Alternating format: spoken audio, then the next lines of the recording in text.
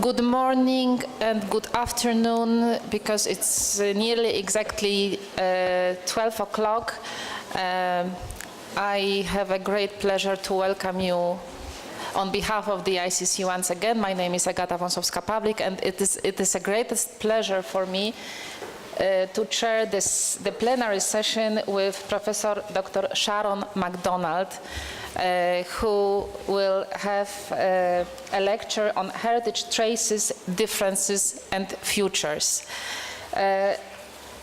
To shortly, but it's not easy, believe me, to introduce our first keynote speaker, I would like to emphasize that at the moment Professor Macdonald holds Alexander von Humboldt Professorship and is associated with the Center for Anthropological Research on Museums and Heritage. I have here a report of this center, and some copies of these are available at our reception. What is very, very important for our in case of our guest is that she really holds a very, very interdisciplinary approach to the heritage, which we, as we know, is the most challenging issue, I think, to connect very different sciences. Her interest is anthropology, includes museology, cultural studies, memory studies, and cultural sociology. Her background is a mix of social and natural sciences at Oxford. Professor Macdonald is not just associated with Berlin, but also with the University of York, where she holds the anniversary, where she is anniversary professor. Professor Macdonald is not maybe very well presented in Poland in terms of her publications, but we are very proud to have her article in one of our issues of Herito, the issue on conflicts of memory, number 14. Her article is available in Polish and English, Europe as a Memory Land, dedicated to one of her books. Professor Macdonald, the floor is yours. Very, very many thanks, Agata, for an absolutely lovely introduction. I feel very humbled. I'm really, really delighted to be here in Krakow. It's many years since I visited previously, and I always thought I'd come back straight away, but somehow other things happened. So I'm very, very pleased to be here. So I'd really like to just begin by offering my thanks for the invitation and giving thanks to Professor Dr. Puchla for his introduction this morning, and for all those involved in the organization, and for me that's especially meant Anna Kapinska, and very especially Robert Kusek. And I have to say, the organization just seems absolutely fantastic here, so thank you very, very much for that. So while it is the case that I haven't myself ever directly worked on Poland in my own anthropological fieldwork, it's certainly a country that I've been interested in and observing from a distance, sometimes through the work of some of my own PhD students or other colleagues. And a little bit of that interest is reflected in the book Memory Lands, which Agata just mentioned. And actually, more widely, and because we're talking about Central Europe really figures a lot in that book, and you probably can't tell what that is on the cover because it's all turned very atmospheric and arty, but that's a monument in Budapest. But what do you have here in Krakow and in the surroundings, or in Poland more generally, is this real mix of all the kinds of heritage that one can really think about, from the old and beautiful, the monumental, and through that to that kind of heritage that I've called in another book that I've written that I called difficult heritage. So that's the kind of heritage which those people in a society kind of wish they didn't have. It's the sort of heritage that's the source for contemporary identity struggles, including, variously, attempts to, to reject, sideline, contain, or draw warnings from that heritage for today. So like many in the heritage world, and also those concerned with the politics of Europe, I've watched some of the recent developments in Poland with a mix of admiration and concern.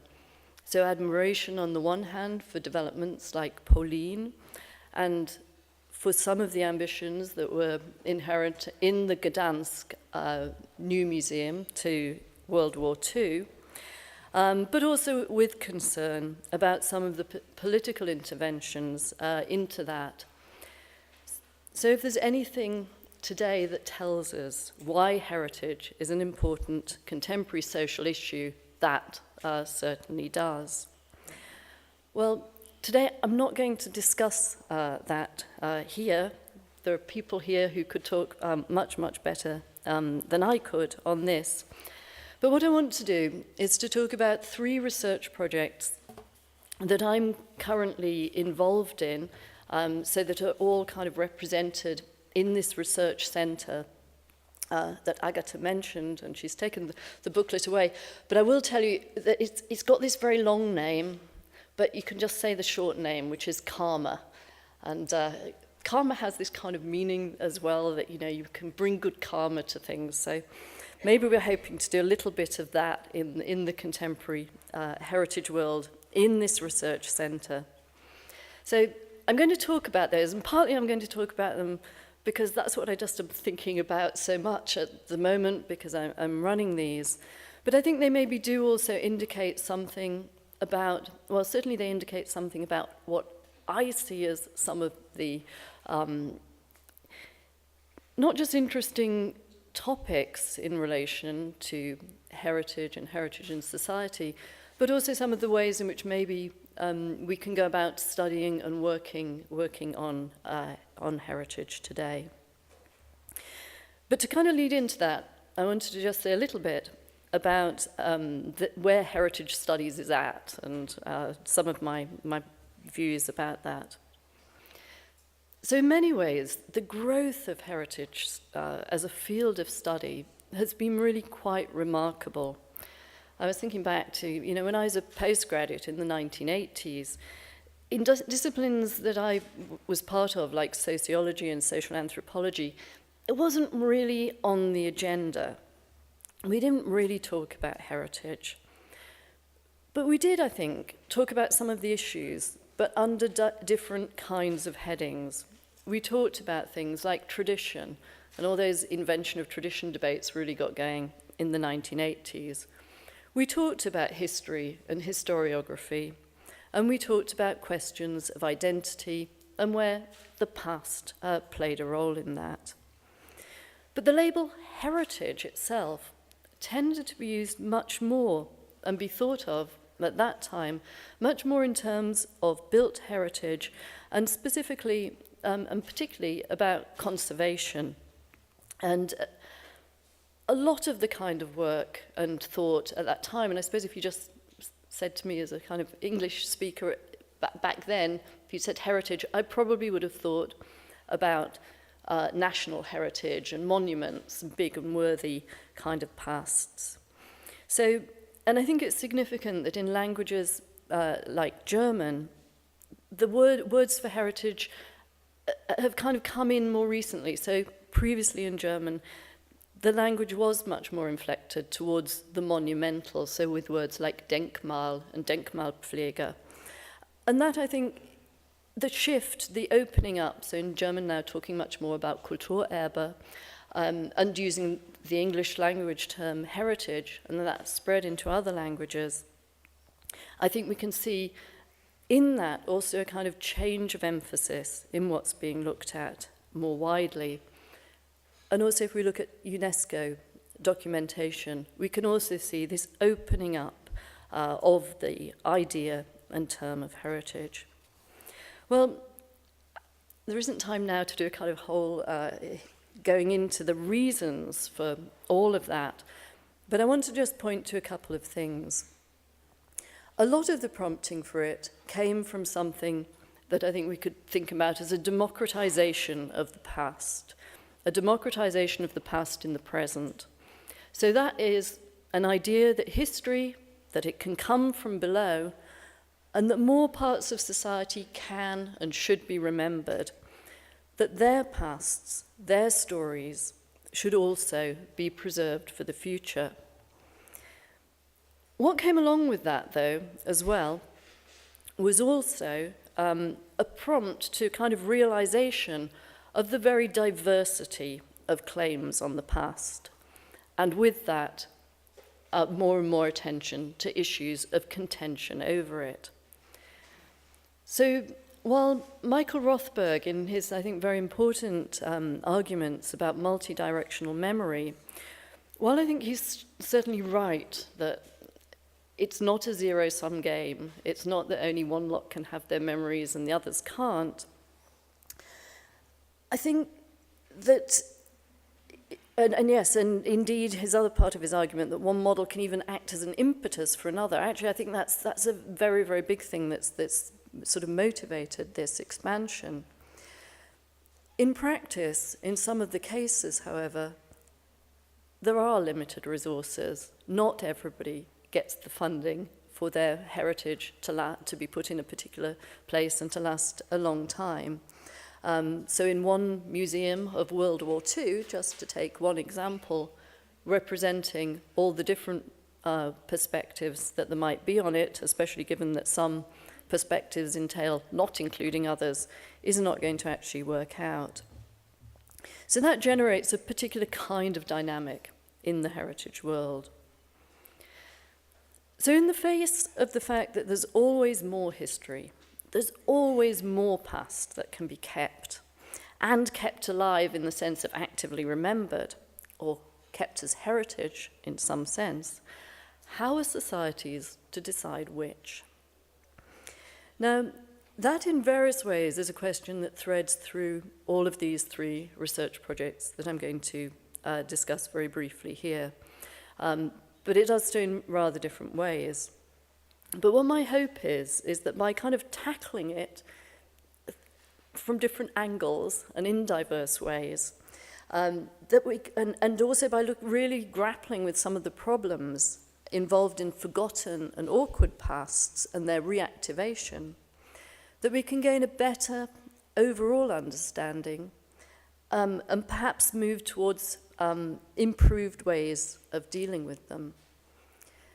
And here I want to just say two things that the projects also have in common.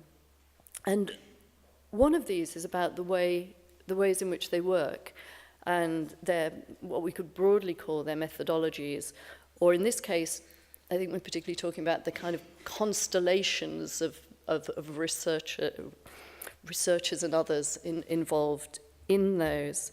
And I was quite struck with Tamas Fedezsé's talk this morning about the role of NGOs. And in effect, in all of these projects, I think they involve, they're not only by university-based academic researchers, they all involve collaborations with a whole range of different organizations, as I'll say more about. All of them also involve not just a sort of retrospective attempt to say what already happened, but they all involve work with heritage developments that are ongoing. And they're kind of collaborative projects in various ways. We don't know the outcomes. We're trying to figure it out as we go along. So many of them involve ethnographic work by researchers who are there based in place for quite a long period of time. And that's in order as well to try and do this thing of grasping the easily forgotten, the unsaid, or the things that people take for granted, to try to get a better understanding of that.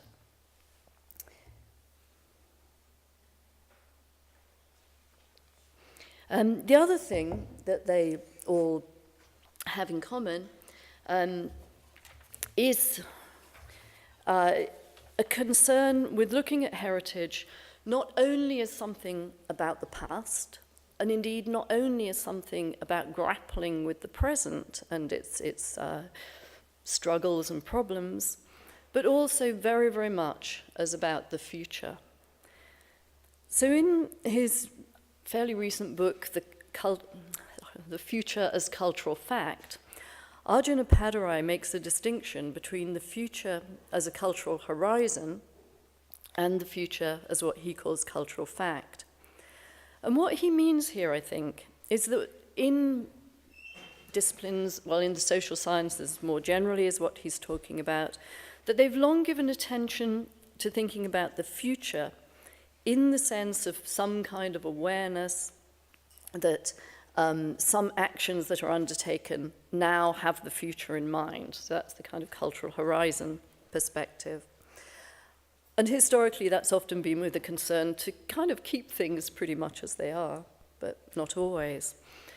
But taking the future as cultural fact, by contrast, he argues that this means much more fully realizing that the future is something that can actively be influenced. And perhaps especially, and his argument here is towards anthropologists, that maybe anthropologists could do more both to look at how that's actually being done and in particular to try and intervene. So the future is ours to design, is one of the things that he says. Now, it sounds a bit like something Marx said, and we know the rest of the sentence that goes, but not always in situations of our own choosing. Trying to get a handle on that, what are these circumstances and what is the potential for designing to make the future also a cultural fact, is, I think, what he's saying is the challenge to us. So the challenge, as he puts it, is how to constitute a powerful intervention. Now, he mentions things like looking at the work of financial futures advisors and planning processes and so on.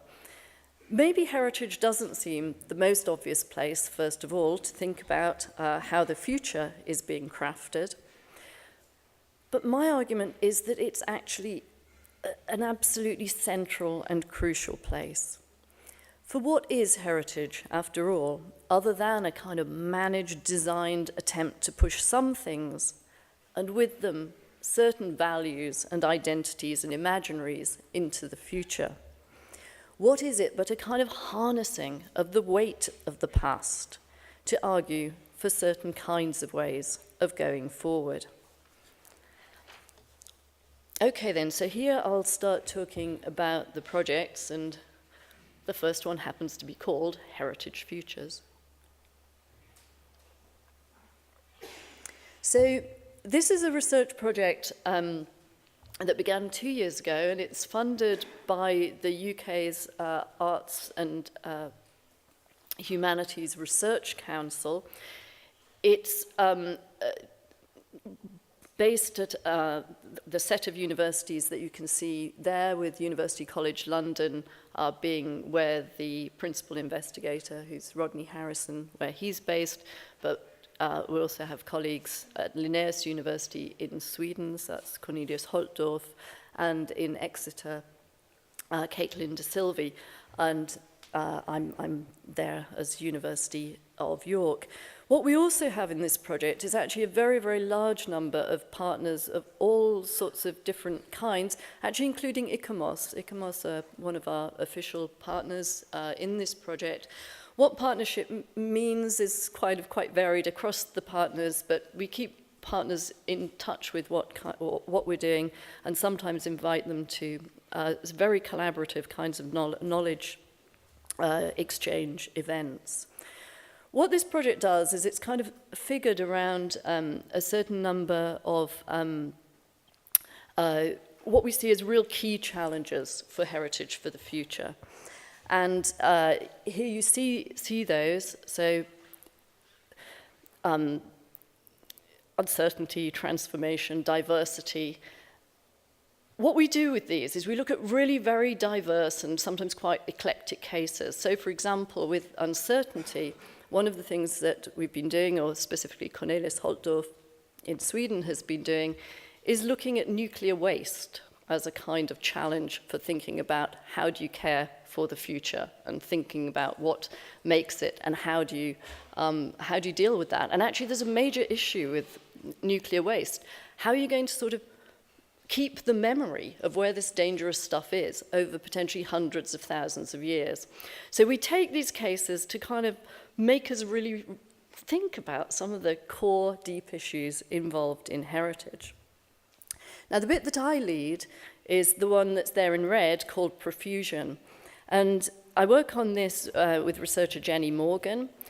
And what we're doing there, we're interested in that question, when there's so much that you could potentially keep and save, how do you decide?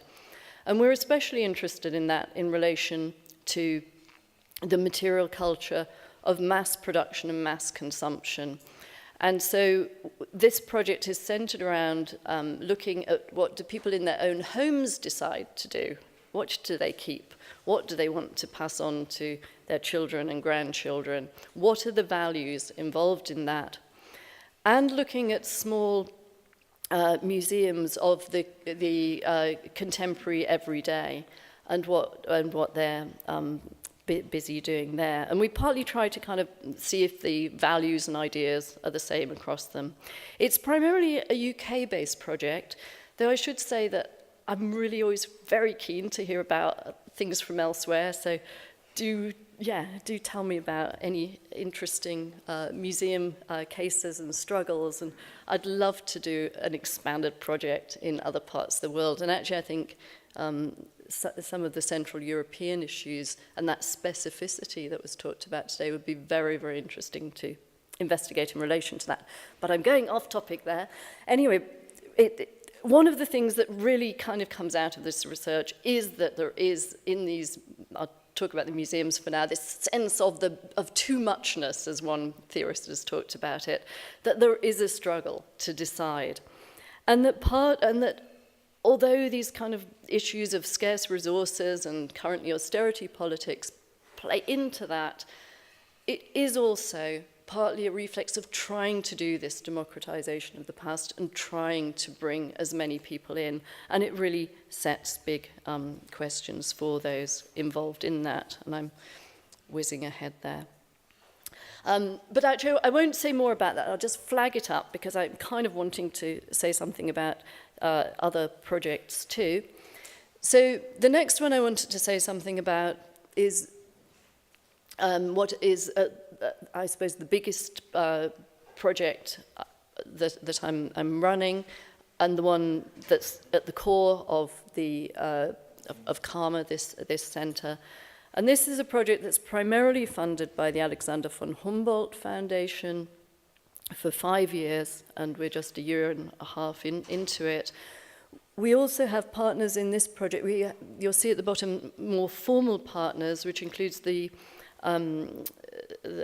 Prussian Cultural Heritage Foundation. I always have to think hard what it's called in English, because it's a strange translation of Stiftung Preußischer Kulturbesitz, but that's another issue.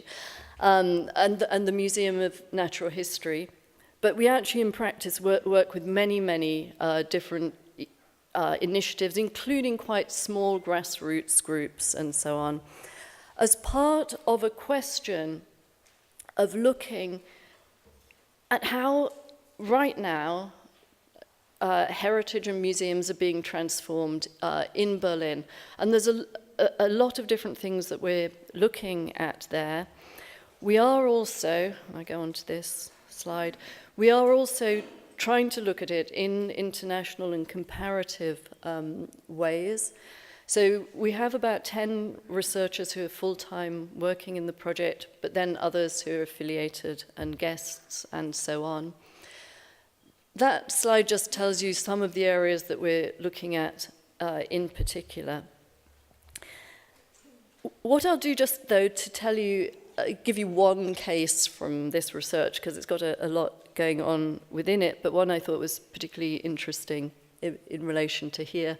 I already heard somebody talking on some of this morning, but is about what I think if people are thinking about what's going on in Berlin at the moment, they're often thinking about the rebuilding of the former Stadtschloss, this building here, which will become a new center for museums and exhibitions.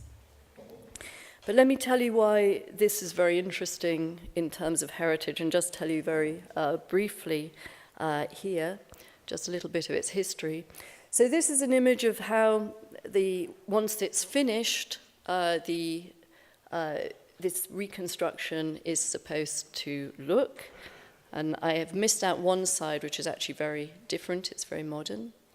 And this image, I think I'm too far away to, oh no, it works. So that's an image of the Museums Island, which is UNESCO World Heritage. And that's with the image of the Schloss when it will be finished. It's a projection there. So what is this? Oh, wait, I forgot about that one. There's an image. I like this image very much. This is in the place where they're getting people to donate money to fund the facades. So that's all got to come from kind of donations from people. So you get it to put a pink spot on it once you've done your donation. So the Schloss, it was, the original Schloss in the 1400s, but then, as the way with these things very, very much changed and developed over the years, and you can see it there in 1920. In the war, it was bombed. Compared with other buildings, and I'm sure there's all the real conservationists will have things to say about this, but let's just say there are buildings that were much, much more destroyed that have been reconstructed than is the case with this one. But in 1950, the German Democratic Republic government decided to destroy the Schloss, and that's partly because of it as a symbol of a bourgeois symbol, basically. So then a new building in its place, and I really am whizzing through the history there, but the Palace of the Republic, the Volkspalast, there opened in the 1970s. And then what happens after reunification, a real big debate opens up about what to do with this site. And there's a group of people who are really, really pushing to have the Stadtschloss returned there, others who argue for keeping this. Then there's an argument about asbestos that comes into play. Again, how people interpret these particular physical realities can be very varied. It could have gone either way. But I'll spare you all the details. The outcome basically was that it was dismantled. It couldn't be just exploded off in one go because of the asbestos, and removed from that. Then, after the many years of debate, now this reconstruction of the facades of the earlier Schloss going on. So lots and lots of issues there about memory in this very, very central, very, very symbolically loaded space. And some of the kind of interventions that people made along the years, I think, are really quite telling there. I particularly like this one that somebody did, really pointing out that what's going on there is this elimination of memory, really, of the German Democratic Republic. I just put in a picture. So what's going on right now is also, though, a debate about what goes into it, and that includes whether there will be reconstruction of some parts of either of the earlier Schloss or indeed of the Palast, and out in a storage space in the outskirts of Berlin, there is loads and loads of the contents of the Stadtschloss. And linking with that project I mentioned earlier, right now there's a big discussion about whether to maybe just get rid of all of this stuff and sell it off, because what do you do with it? On the other hand, people feeling that really should be kept. So these are some of the ongoing debates.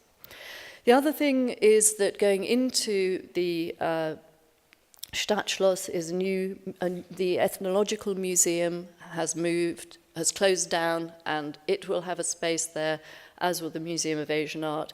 And there's been a very strong mobilization of the argument that bringing diversity in the sense of the peoples who would be represented in the Ethnological Museum and the Museum of Asian Art, who have often been described as non-Europeans, bringing them to the center is a very important political move, is what has been argued. So you can see that on the one hand, that's being argued, but then there are people arguing against that because they see the ethnological collections as themselves colonial, and this is part of a failure to decolonize the museum. So you've got loads and loads of these debates going on at the moment. And let me just mention the one that's in the papers almost every day at the moment, which is a debate about whether there should be a cross on the top of the Humboldt Forum. So, yeah, the Stadtschloss had a cross on the top, but it isn't an absolute kind of accurate reconstruction. Those arguing for it say, yes, it should be there because that's authenticity, if you kind of have the cross because there was a cross. Others arguing against it say, but you don't ever have the crosses when it's not a religious building, and also this runs against this other argument about diversification. So lots and lots there, but I won't go further into it. But what you see there then is undoubtedly this very active crafting of something into the future, and not only a building, but with it a set of ideas about which and whose pasts matter most. What kinds of diversity can it or should it incorporate? And all of these issues, though, are in this active discussion, and some things are fixed, but others are in flux. So as ethnographers, we're able to kind of document what's going on, and sometimes even to intervene and give our own views. In the third project I want to mention, though, that last dimension is really at the core of actually really working very directly with what's going on. So let me just turn to that. I'm sorry I'm packing lots in, but hopefully it gives you loads of different things you can ask me questions about. So this project traces transmitting contentious cultural heritage with the arts, is an EU project, Horizon 2021, and I'll put up the list of all in fact I'll do it now. It's probably a little bit small print for you to see, but it has a lot of partners in lots of different countries. And a key idea in this project is a new constellation of working. And the project is kind of based on the idea that so often in the debates at the moment over heritage, there's an idea we'll bring in artists to do something, to make an intervention in what's going on. What this project does is really argues that instead of intervention, we need longer-term collaborations. And so that's the second part of that title, from intervention to co-production. So the way that the project works is with a set of what we call creative co-productions, CCPs for short, and those are groupings of researchers, artists, and heritage institutions working together over longer periods of time to really try and figure out how to deal with particularly contentious examples of heritage. And you can see the CCPs listed there, and you'll see that one of these is based here in Krakow. And so I'm just going to talk a tiny bit about that. Let me just quickly show you, because it's an EU project, it's monstrously complicated, as this diagram shows. So as well as CCPs, there are work packages. There's the list of work packages. So I direct the one there at the bottom on contentious collections. But let's just, in the last, oh yeah, I'm doing all right, just look at the particular, oh yeah, that's just, oh, I forgot I did that to it. Let's look at this particular creative co-production that's based here in Krakow. So, awkward objects of genocide. So what this is looking at is vernacular Holocaust art, and I'll show you some examples of that. And this art can be found in various ethnographic museums, including and especially here in Krakow. But let me tell you the team who work on this, because they're the ones doing the work and I'm really just reporting on it, though as leader of Work Package 5, trying to bring the ideas together from the various projects and think what are some of the general principles involved in these kinds of struggles is something that I and others are working on. So Roma Zendika, who's here, who's from the Jagiellonian University, is one of those on the project. Also here right now is Magdalena Zuch, who's a curator at the Ethnographic Museum. Erika Lehrer is a professor based in Concordia University, but who's already worked with these collections for many years as well. And the artist, Wojciech Wilczuk, is is a photographer, author, and so on, and working with the others to really figure out, so collectively, working out what kind of artistic way of dealing with this one could make. Let me here, though, show you the challenge of this kind of material, so what it is. Oh no, I mentioned first of all the Ethnographic Museum. So they're not only in this museum, but there are many such items in this museum. And what has happened is they've been classified really as folk art. So a key question in the research is, can they be used in other ways, or should they? And given that what they are in many ways is they're a kind of memory of Holocaust that's not really been part of Holocaust studies and really thinking about that area. So what can we and should we do with it? And I should say in all of the cases of the contentious collections, which include a massive human skull collection of more than 40,000 human skulls in the Natural History Museum in Vienna. It also includes death masks in Slovenia. One of the questions we do also ask is, but should we do anything? Should we bring them out into the public? And what happens if we do? And those debates themselves are really, really crucial ones. Anyway, let me just give you a couple of examples of the kind of work. And I think when you see it, you can see it is troubling, and how and what to do with it is a question there. And there's another.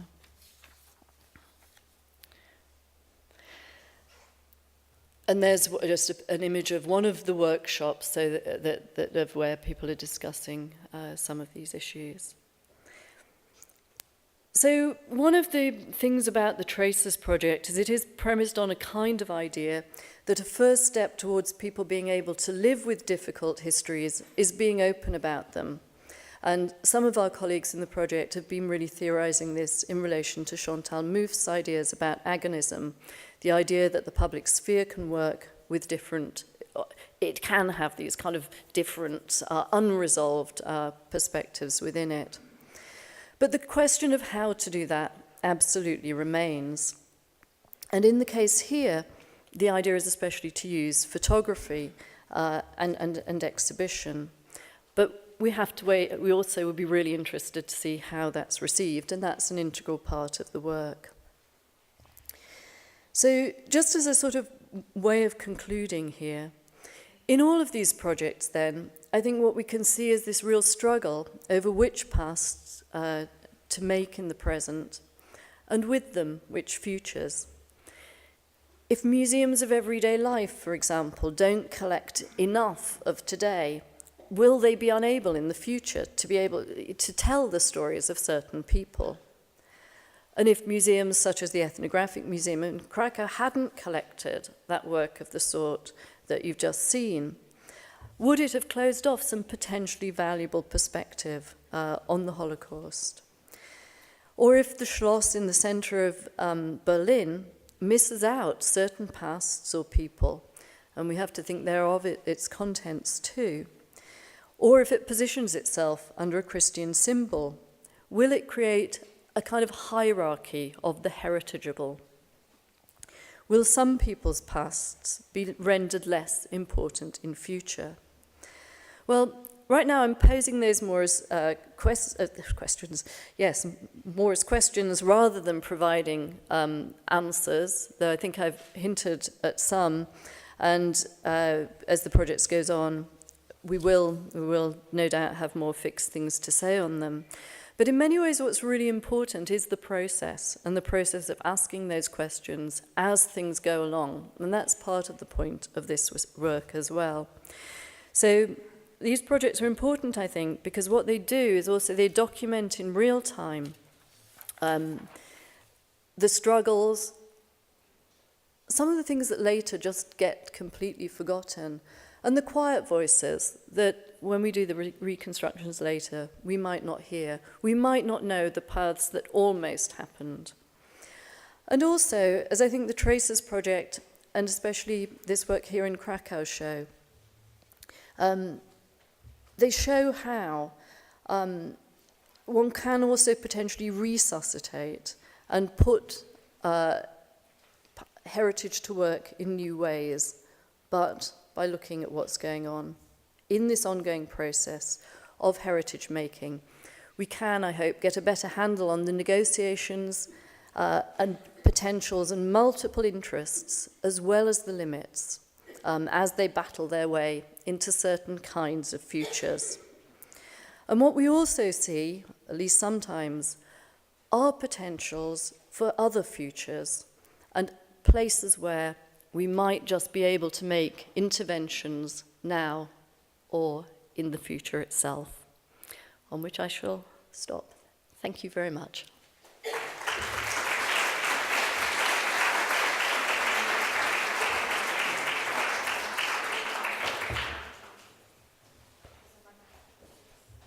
Professor Macdonald, thank you very much. I think it was inspiring for us in the beginning of the conference to see how we all deal with difficult memory and how many different roles the society in different capacities have to fulfill to tackle with this difficult memory.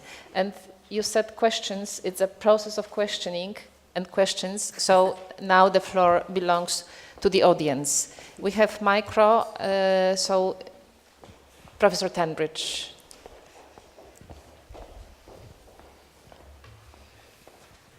Thanks very much. Sharon, most interesting.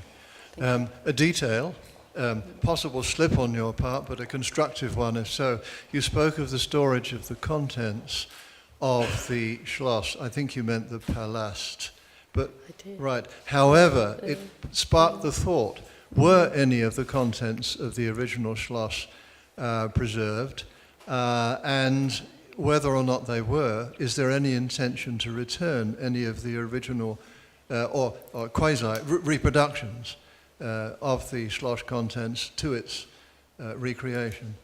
Oh, thank you very, very much. Yes, you're quite right. I did mean to say the Palast.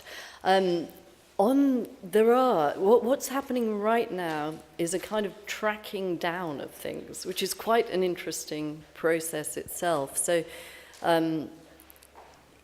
there are some things in certain stores, others that got bought and in other castles. So Sanssouci has some stuff that was originally from the Stadtschloss, for example.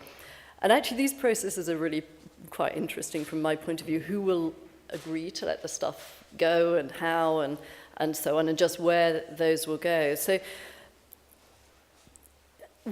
where exactly they'll end up and how is not yet certain, but there is some attempt to do that. It is quite contested how much, though, to put in from the Palast.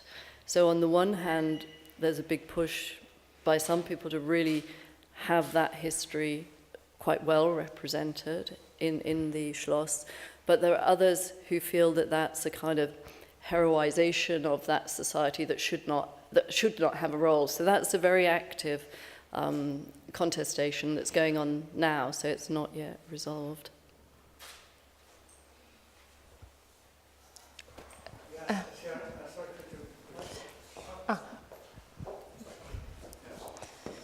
Professor van der Larsen.